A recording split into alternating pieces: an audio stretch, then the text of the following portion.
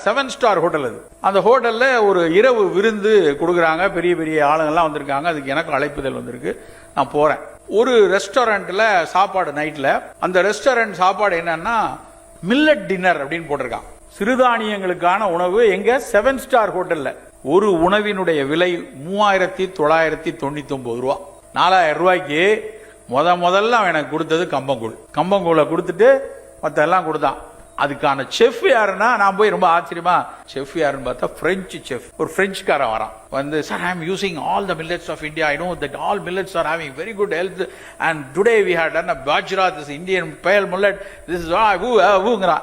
டேய் நாங்க எங்களோட கம்புடா எனக்கு தெரியும்டா அப்படின்னு சொல்லி அவன்கிட்ட சொல்றேன். எதுக்கு சொல்றேன்னா பணக்காரர்களும் உலகில் வளர்ந்தவர்களும் பெரிய ஆளுகளும் எல்லாரும் முழிச்சுக்கிட்டாங்க. இப்ப இதை தேடி தேடி விலை கொடுத்து சாப்பிடக்கூடிய அளவுல வந்துட்டாங்க. ஆனா நாம இன்னும் அது போல தூரம் முடிக்கல. நாம இந்த மாதிரி உணவுகளுக்குள்ள திரும்பி போனோம். பீஸா உருவாக்குற அந்த இத்தாலியன் செஃப்பும் பிரெஞ்சு செஃப்பும் கம்மங்கூழ் குடிக்கிறான். நாம போய் இந்த ரோட்ல பொள்ளாச்சியில இருந்து வேட்டக்காரம்புதூர் போற இடத்துல பீஸா வாங்கி சாப்பிட்டுட்டு இருக்கோம். எந்த குப்பை என்று அந்த நாட்டுக்காரர்கள் ஒதுக்குறார்களோ அந்த குப்பைகளை நாம் எடுத்துக்கொண்டிருக்கிறோம்.